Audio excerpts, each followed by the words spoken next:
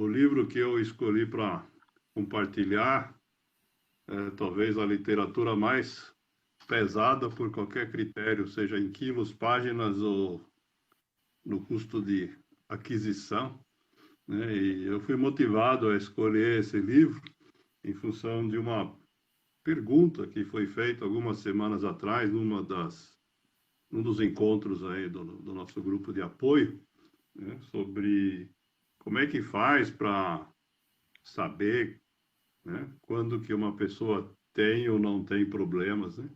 E essa é uma questão de saúde mental, né, onde a gente não tem, na verdade, a diferença aí de outras áreas da saúde, ferramentas como exames laboratoriais que permitem a gente determinar, essa pessoa está com a doença tal ou não está, porque no exame lá deu que ela tem os anticorpos para essa doença ou não tem. E então esse livro aqui, na verdade, é um livro americano.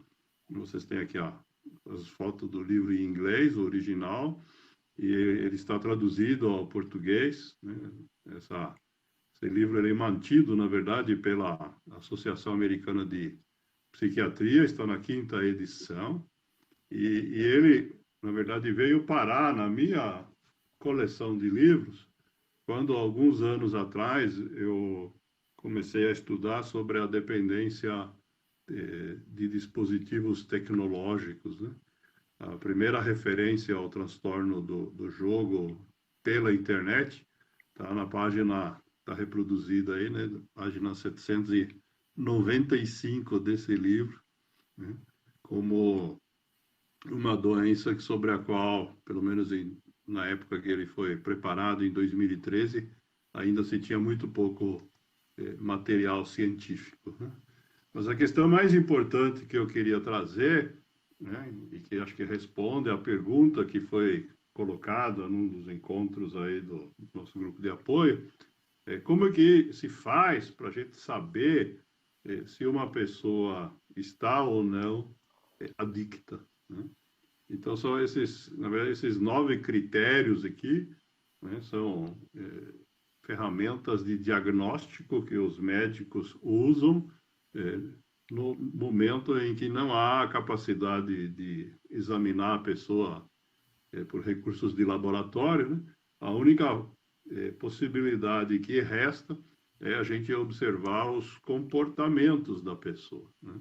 Então, a gente tem aqui, na verdade, 9 comportamentos possíveis, né? Alguns deles você já deve ter ouvido falar, talvez outros não, né? Que no seu conjunto fazem parte, digamos, da sintomatologia, né, das pessoas que sofrem de adicção.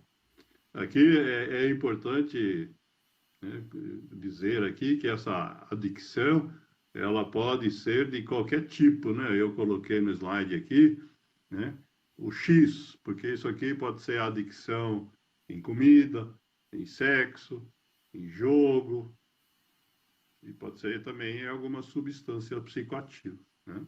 Mas não importa qual seja o objeto da adicção, mesmo no nível da ciência, né, para ligar com o que foi apresentado antes, né, voltado aí para o mundo espiritual, a ciência também não faz a distinção sobre qual seja o objeto da adicção para fazer o diagnóstico, né?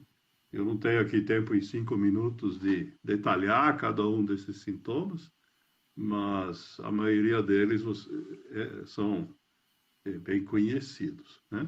O que é importante, então, é que, assim, são 9 comportamentos, né, que vão ser observados pelos médicos para decidir se a pessoa tem ou não tem um problema. Da seguinte maneira, a regra que eles usam, né, é que desses 9 sintomas, 5 ou mais estejam presentes durante 12 meses consecutivos. Porque muitas vezes esses comportamentos que estão descritos no slide anterior podem ocorrer de forma pontual e passageira, né? De repente a gente deixa de participar de atividades sociais porque nós temos alguma dificuldade de momento, e isso passa, né? Aqui eu coloquei para vocês verem o índice do livro, né?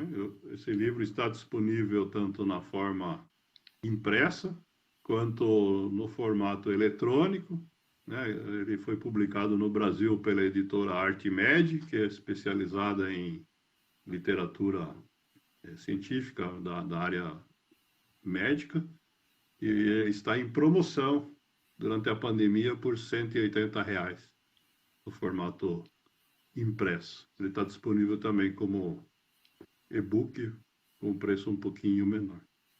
Então, era isso que eu tinha preparado aqui para apresentar e fico à disposição para questionamentos.